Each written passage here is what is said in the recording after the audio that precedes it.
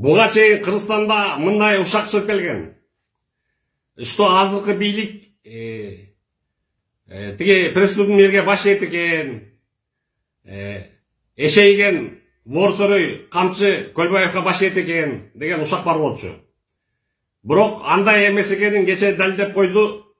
ГКМБ иштеп Ворсорой эшейген камчы Көлбаевдин жан жокерлөрүнүн машиналарын тартып алып койду. Брондолгон представительский класс машиналарын, жиптерин жана ар кандай ар түрдүү моделдеги маркадагы машиналарын тартып алып койду. Мамлекеттин пайдасына деп конфискация кылды.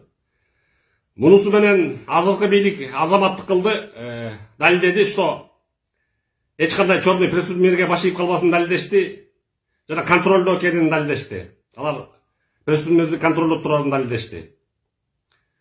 Анан ушундай итирейген ыплас ушактарды чыгарып аткан келесолор ойлосоңор, өзүңөр ойлосоңор, меңер бар иштейби,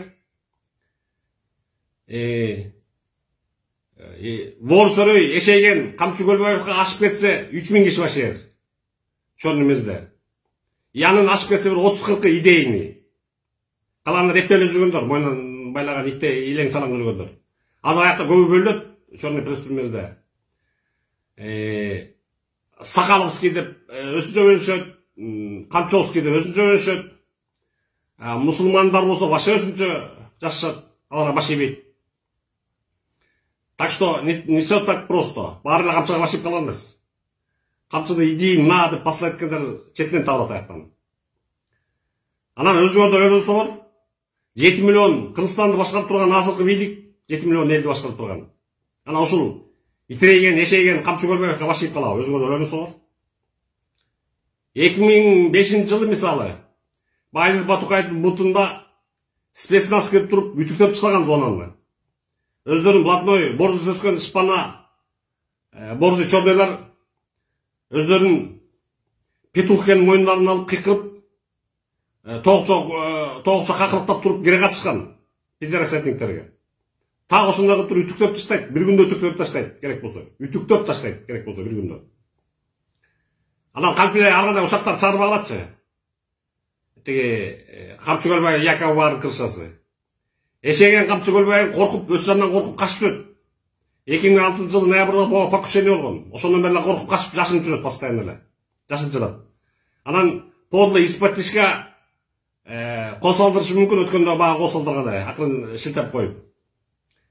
Анан бул преступный мирде эч кандай святой жок, эч кандай ыйыктык жок экенин ушундан көрсөңөр болот. Ойлосоңор, тажиктер Кыргызстанга кол салып, Кыргыздардын канын төгүп атса, бул айбан эшейген камчы Көлбаев убакыт таптыр да. Кыргыз мага башка кыргыз балдарды шилтеп тукуруп.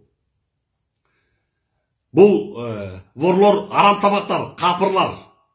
Булардын жеген ичкени күнүгө капырский. Анткени булар уурдап, талаптоноп, жулугашкан, тартып кетишкен. Афера мошенничество жасашкан. Так что капыр чордойлардын идеясынан баштаптыкла, ошол менен жашап жүргөндөр. Капыр боюнча өсөңөр, тозокко чөксөңөр, стопудово тозокко чөксөңөр. Бул жөнүндө шарият, исламда далилдер абдан көп. Уурлук, тоноо, талап тоноо, киши өлтүрүү, грабеж, уурдай качмай, жула качмай, алдап кетмей, сен эч качан байытпайт.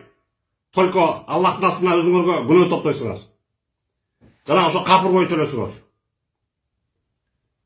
Так что ойлонгула жакшылап. Жана азыркы бийлик азамат. Ошону контролго алып дагы бара-бара вор деген идеяны таптакыр жок кылган Кыргызстанда. Ушул Кыргызстанда гана бар экен, воровской идея деген. И Россиянын гана кээ бир жерлеринде. А так башка жерде давно жок болуп кеткен современный мирде.